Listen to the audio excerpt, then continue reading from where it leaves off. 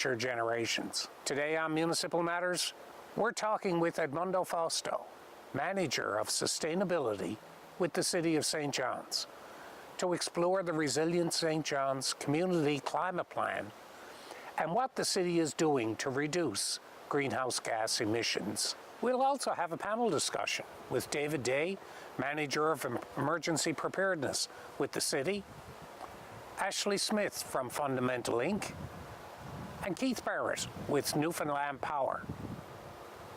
We'll discuss changes in climate emergency preparedness, greener ways of doing things, and how you can get started as a homeowner to support sustainability.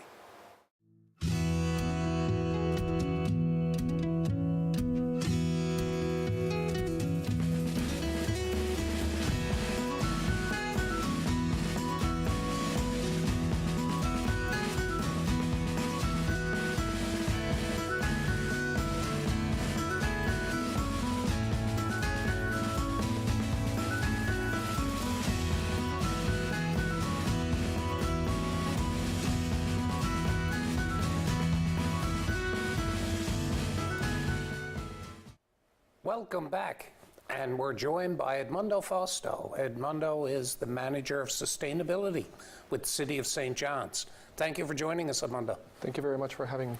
So you've been with the City of St. John's now for roughly about 5 years. So what did you do before joining the city? Yeah, before joining the city, I actually used to live in the Toronto area. And I used to work with various governments, whether regional governments and local governments, in supporting them to upgrade their level of sustainability, as well as to kind of figure it out how does climate change play into the municipal and regional government context. So since joining the city, you've been responsible for the lens that's put on climate change, as well as the development of the sustainability plan for the city. Tell us a little bit about that. It's called Resilient St. John's. Yeah, so that is, in brief, it's the response of the community to the climate emergency declaration, as well as to the reality of climate change.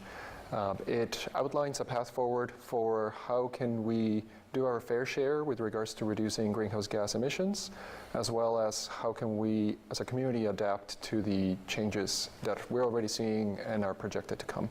So I know that one of the things that's discussed a lot is, why is that important to the city? Why is it that there's been an increased emphasis put on the development of that sustainability plan? Yeah, so obviously, the city has a lot of different departments, and we're doing a lot of very good things. Whenever we did a review, we identified that having a clear path forward for addressing climate change was needed. And through that, and why do we need that? It's because so climate change is a global emergency, and as the realities of climate change become, whether it's through policy or through energy prices or the energy field, and then the weather itself, we need to chart a path forward to make sure that we're doing our fair share. Even though we're few, we still have much room to improve. And also that we're not left behind in the broader context of things, because we found that there is a real risk to being left behind. At the same time, we want to make sure that we're prepared, right? Sometimes just looking back into the weather of the past doesn't really prepare us for what is to come. So it definitely is important to grab lessons learned, but also have a view into what is ahead of us. We're all seeing the impact of climate change and how it's affecting in different parts of the world and within our country. And you need to look no further than Atlantic Canada or Port of Basque recently and see what the impacts are. I find it interesting, and many people may not be aware, that we have two different plans. We have a community plan and a corporate plan. Perhaps you can explain the difference between the two. Yeah, so obviously the City of St. John's is an organization, and like many cases, organizations will try to do obviously what is within their immediate control, like the vehicles that we own, the people that we work with. So the corporate plan makes sure that the city has a path forward to not just to be able to walk the talk and to be able to I would say, take its own advice and address the different items that are part of the broader community and that we want to see reflected across the various sectors. So one of the big items, it's our energy performance contract. And that's something that is currently moving along. Yeah, that's a very significant undertaking, and certainly it's a major capital expenditure for the city. Perhaps you can expand a little on how that works and how it's something that really can be seen by the public as we move forward. Yeah, so like I mentioned, the energy performance contract is really the city walking the talk and doing what we're advising others to do. It pretty much facilitates the city to look at our operating costs and our investments and actually treat them as one in a certain sense, and be able to invest in the modern technologies that are not that new to many other people, and upgrade our facilities, modernize them, as well as with the main focus of reducing our energy use and our greenhouse gas emissions. One way that I can see it is like we want to both reduce how much energy we use, and at the same time then for the energy that we do still have to use, we want to make sure that it is low carbon and it has a low impact in the greenhouse gas emissions. In many things that we do, collaboration is extremely important, and we see that with our community action plan. But we see it in every aspect of our sustainability plan, how we need to work with other levels of government and with the community to get the desired outcomes. Yeah. So the importance of federal government initiatives and funding is extremely important to these carrying out these plans. Yeah, and actually that was a big component of developing the energy performance contract. We spent a decent amount of time even putting together not just the scope of work and I would say the technical details, but actually the financials, and making sure that we're looking at all those programs and that we're taking advantage of those programs to bring that value back to our community here locally. And it goes from something as simple as changing a light bulb, in our case, changing tens of thousands of light bulbs, to then, replacing a heating system. Yeah, we also saw federal government initiatives to assist us with installing charging stations, and which is a major undertaking to develop that network. Where are we with that? Because people are always asking, well, do we have enough charging stations, and what's our plan to get there? Yeah, so we have now several sites open available. In many cases, we've collaborated very closely with our utility locally to both learn from their experience and learn and share ours. So we have most of them installed. I would say all of the 26 charging stations that we committed to install that are available to the public. They're all in the ground currently. The last one coming online was in Churchill Square. And we are seeing actually a significant uptake on them, and we're going to be monitoring them to see when is there a logic to actually expand on that system. And we're definitely, the installations were made with the future in mind of that there will be additional requirements down the road. We're also doing some studies into the electrification of the Metrobus fleet. It's not as simple as just going out and buying electric buses and start running them. There's a lot of infrastructure issues, a lot of other issues. Where is that process now? Yeah, so that's a great question, and we're actually really well advanced into the process. And obviously, as you can imagine, we're not planning to completely change everything overnight. Right. But it's definitely, obviously, we want to encourage people to use the bus, first of all, no matter what fuel it's using. And second of that, we want to make sure that they have the option to even create efficiencies within that, how that bus is run. And we're looking at everything from battery electric buses to hydrogen buses to the diesel buses that we currently have. And pretty much the main focus is we just want to make sure that we reduce the risk of the operation over the long run. We want to run it as well as it can be run and as cost effectively as it can be run as the rest of the world shifts. Yeah, and there's a lot of considerations in that, the distances that are achievable, the infrastructure in the buildings, just the training that's going to be required to do that. So what do you think is the big issue that we need to face in the next short term as we look at this? Yeah, so in our study for the Community Climate Plan, the Resilient St. John's Plan, we found that energy efficiency needs to be at the very forefront of our thinking. That it's a bit old school in some ways, yeah, but it is the best bang for your buck, yeah, right? While all the new technologies and everything else is definitely going to help us get there, Sometimes just having very good building envelopes, very good insulation, just generally just makes a better building, and it helps our residents in reducing their overall costs, as well as looking at their homes and other properties and creating more value there. Well, thank you very much, Edmundo. Thank you. We'll be right back. Recycling at home is one of the easiest ways to help protect our environment. Believe it or not, a lot of what we're throwing away in Newfoundland and Labrador can actually be recycled instead of sent to the landfill. And since you're already throwing it to the curb, the only difference is the color of the bag it's going in. So let's break it down. What can you put in your blue bag? For starters, boxboard, cardboard, paper bags, newspaper, toilet paper rolls, the majority of cardboard and paper products can be recycled curbside. A lot of metal and plastic containers are also accepted. Aluminum pie plates, soup cans, plastic food trays, shampoo bottles, butter tubs and lids, laundry detergent containers, and milk cartons are just a few examples. But remember, some items are not accepted in your blue bag. Placing items like glass containers, coffee cups, tissue, wrapping paper, and styrofoam may cause your bag to be left behind. To ensure your recyclables find a second life, you should also ensure they are free of liquids, garbage, or food. And that's it. You just leave it right there at the curb. We all have a part to play. Join the curbside revolution. Learn more at recycleathomενl.ca. Curious about what's happening in the city? Now you can stay up to date with all things events, arts, culture, and recreation. Follow What's Happening St. John's on Facebook, Instagram, and Twitter. You've got plans.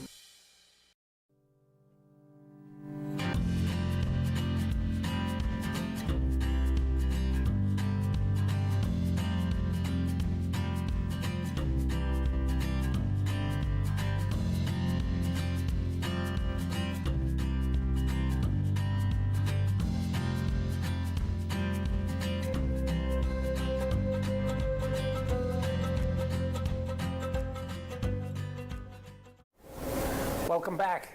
Continuing on our discussion about climate change, we're now just going to discuss the impact of climate change on the city of St. John's. And joining us is David Day, Manager of Emergency Preparedness with the City of St. John's, Ashley Smith, Managing Director at Fundamental Inc., and Keith Barrett, who is the Manager of Energy Solutions at Newfoundland Power. Welcome, and thank you for joining us. Thank you. Thank you. So, what are the risks to St. John's as a result of climate change, David? So, it's traditional rain, drizzle, fog, snow, wind, that we see on a yearly basis here. But, when it becomes noticeable to us here at the city is when it starts to take extreme measures. So when we get large amounts of snow, like January 2020, when we get Hurricane Igor, Hurricane Larry blowing through, and then these microbursts of rain that destroy, areas of the city like Kilbride last year. That's what we consider as part of our risk profile, and we get concerned about. So, Ashley, is there anything in particular that concerns you about this? The concerns are broad and narrow. Certainly, as David said, you're looking at the extremes. One concern is that what we call an extreme event now is projected to become more probable. And so Professor Joel Finnis at Memorial University has identified that the 1 in 100 year storm, and what that means is the storm that has 1 in 100 chance of happening each year, is going to become between the 1 in 10 and 1 in 5 year within about 25 years. Mm-hmm. And so the concern generally is that you have to make a risk assessment, and you have to evaluate the probability that your infrastructure is going to fail and what those outcomes might be, so that you start to plan and you adapt so that your solutions, whatever they may be, as you start to implement and build and continue to upkeep, can address the climate as it's changing, and you don't just put back what would have been there previously. Yeah. And that's something that Fundamental looks at all the time with the municipalities. I guess from the power system view, this is a very major concern for Newfoundland Power. Yeah, one of our biggest risks with the reliability of the system are weather-related events. So as storms become stronger, they become more frequent, it becomes more challenging to maintain that infrastructure. Our reliability record is second to none right now at Newfoundland Power. We do a good job. We have a really robust system. But the storms are intensifying, they are happening more frequently, and that is posing challenges to us in terms of maintaining the infrastructure we have and then having to build to new standards, as Ashley kind of referred to. So David, I'm sure that you get asked this a lot as the manager of emergency preparedness. Our emergency preparedness plan is an all hazards plan. Could you expand on how that works? Sure. So it is actually what we call an all hazards plan. So what we plan for, what we train to with our staff and our partners is that we have processes and mechanisms in place so that we can deal with whatever might happen to be thrown at us. We do look, and we just finished this year completing our risk and hazard analysis, and no surprise, precipitation events, snow events, high wind events is what came up as our major concern. But at the same time, the process that we use to deal with that can also be used to deal with water shortage. So we take that approach of all hazards. If we took the approach of that we looked at each hazard individually, we would have protocols, in binders lined up in shelves that would be almost too much to look at on a yearly basis. So by taking this approach is certainly a more realistic one. So Keith, what can residents do to protect themselves or in anticipation of these events? Yeah, so preparedness is always big, making sure you have a supply of water, a flashlight, batteries, a communication method, your cell phone is charged. But you want to talk about preventative measures too, is using energy wisely, ensuring that your home is sealed up well and insulated well, so you're reducing the amount of energy you're using. And electrification is going to happen as part of decarbonization as we move to try to prevent some of these activities that are happening. And that will involve investment in the electricity system, but the more of that demand we can control through being energy efficient or shifting around electric vehicle load, for example, that creates more reliability on the electricity grid, and it creates more affordability on the electricity grid. So there's things you can do for emergency preparedness, but also actions we can take now that'll help us down the road. So actually, given that change that's taking place, what can the residents of St. John's do to play their part in that change that's coming? Absolutely. There's a lot of things residents can do. I mean, electrification is coming, and so moving in the direction where you sort of holistically, right? We would use that language when you talk about an all hazards plan, it's a holistic. So you start to look at energy efficiency in your home. Because more energy efficient homes are actually more durable as well. So when you add insulation to the walls of your home, you not only reduce the energy that you consume, but you also can maintain a temperature inside for a longer period of time.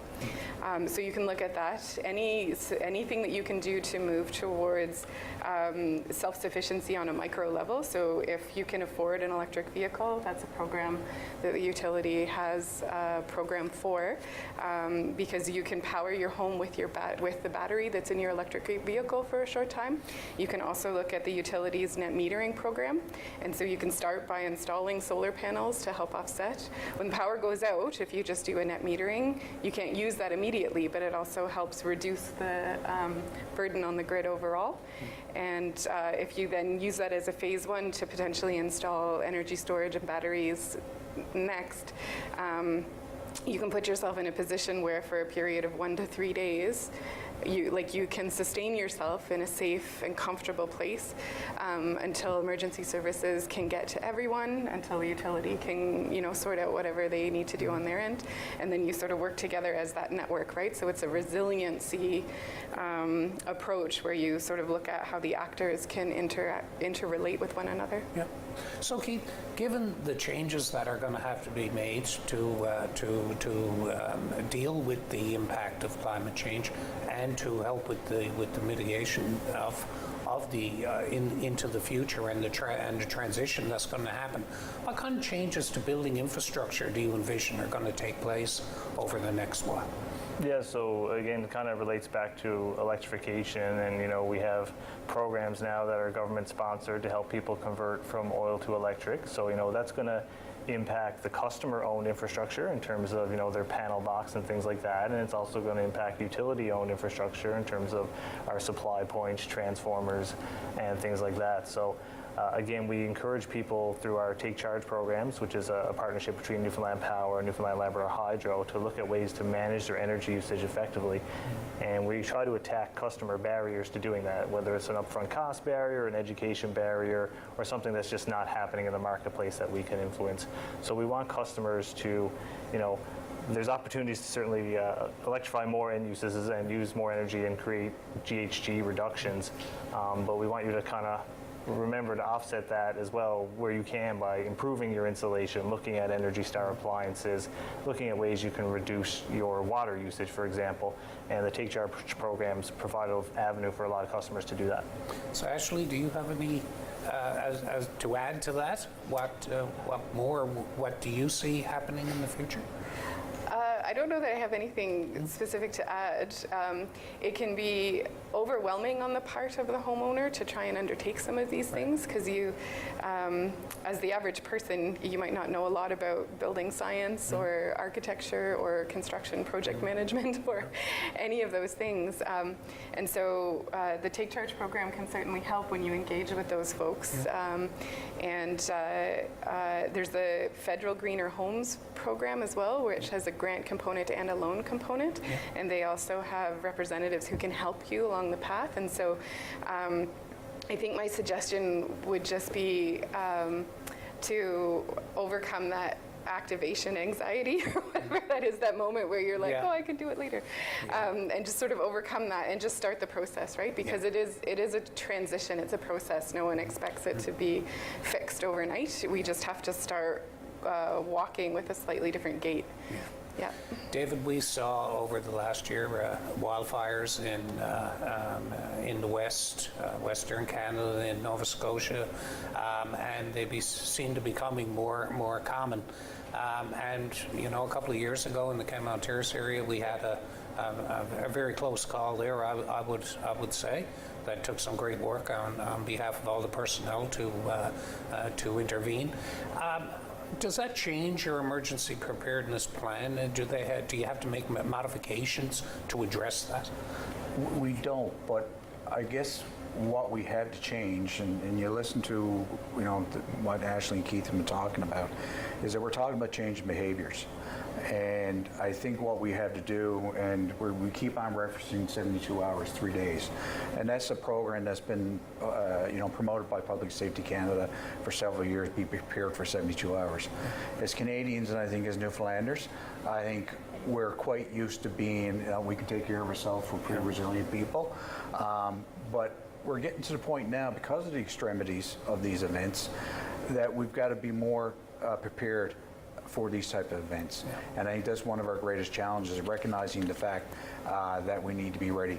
We all get our storm chips for 20 centimeter snowstorm. Well, let's don't forget our storm milk and our bread, those basic necessities that we need to last the 72 hours. And I think that's where we're headed, and that's a change that needs to take place. It's also worthwhile having a thought to, if you did have to evacuate, what is your plan of where you're going? Absolutely. Where you're going to go and what you need to do that. How do you contact your family that may not be home? What's your central meeting point? And this is all referring to a plan. We have an all hazards plan at the city. Right. Families need to have a plan of how they're going to stay together, how they're going to contact each other. Well, thank you very much. It's been a great conversation. I certainly appreciate your input and the help for the residents. And thank you for joining us, and we will see you again soon.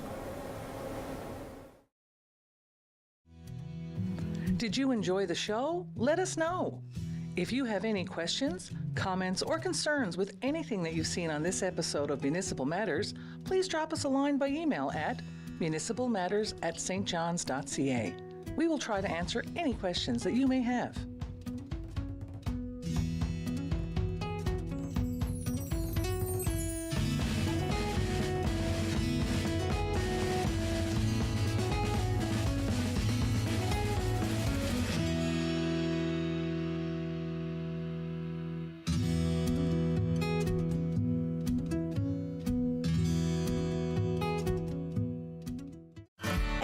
It gets easier to see just how real climate change is.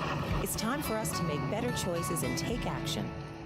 By recycling more at home, we make a world of difference, one blue bag at a time. We keep waste out of landfills, and we extend the life of precious natural resources. We all have a role to play, which is why MMSB is partnering with communities across the province to increase recycling at home. Join the curbside revolution. Learn more at recycleathomemnl.ca.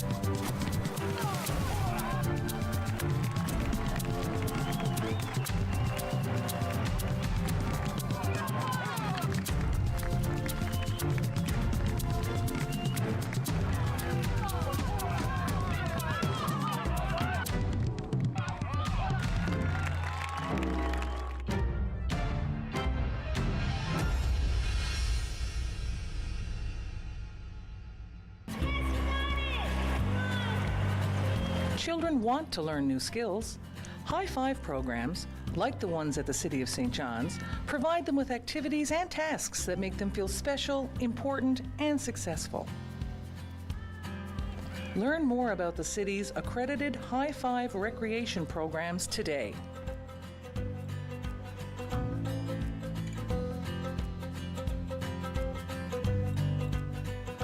And some nasty weather rolling in across the country today. Extreme weather can hit quickly. Because of climate change, high-risk weather is becoming more common and severe across Canada. 1 in 3 Canadian adults have experienced a major weather-related emergency or disaster. Know the risks in your area and learn what actions you can take. Are you ready? Visit getprepared.ca. A message from the Government of Canada.